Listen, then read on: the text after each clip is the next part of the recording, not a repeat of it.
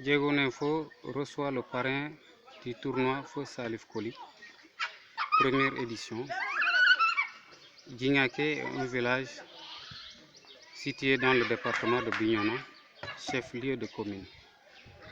Souleymane Sonko, vous êtes un cadre de l'administration sénégalaise, administrateur civil, par ailleurs chef de service administratif du Crous de Ziguinchor. Dès que vous avez reçu la nouvelle de parrainage du tournoi, quelle a été votre première réaction? D'abord, je vous remercie, donc Diego Info, d'avoir bien voulu accepter de couvrir cet événement qui nous honore tous. Donc, mon village m'a fait honneur en me choisissant comme parrain de la première édition du tournoi de Feu Salif Koli. Bien entendu, c'est une distinction que j'ai acceptée avec beaucoup d'enthousiasme et beaucoup aussi de détermination. Parce que pour moi, c'était aussi un défi quelque part à relever.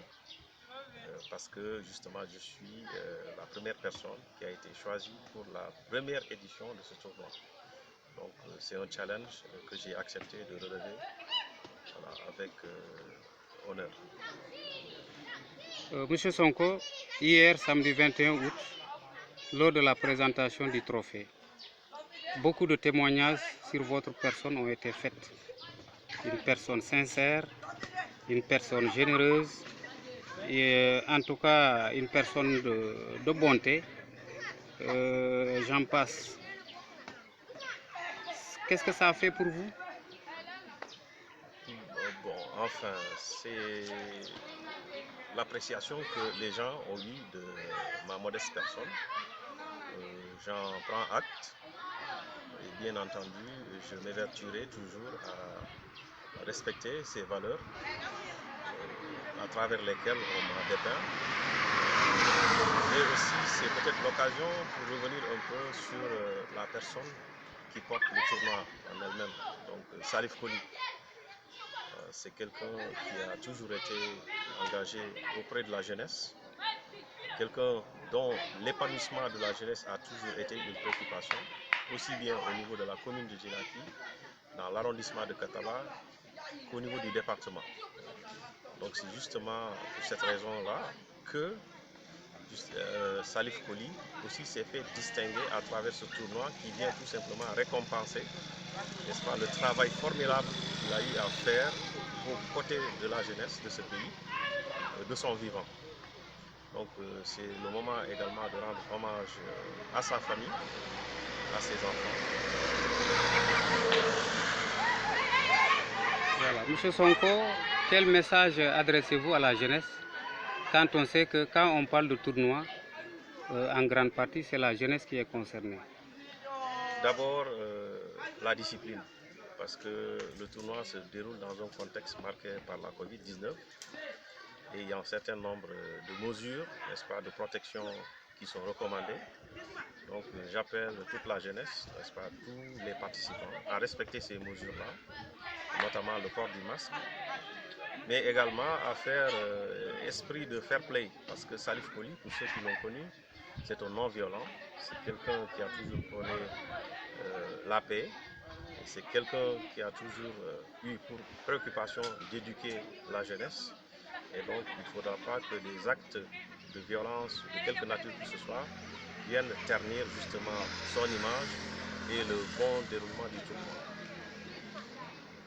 tournoi. Monsieur Sonko, et une chose également que j'ai remarqué, ce tournoi n'a pas été seulement une affaire de jeunesse.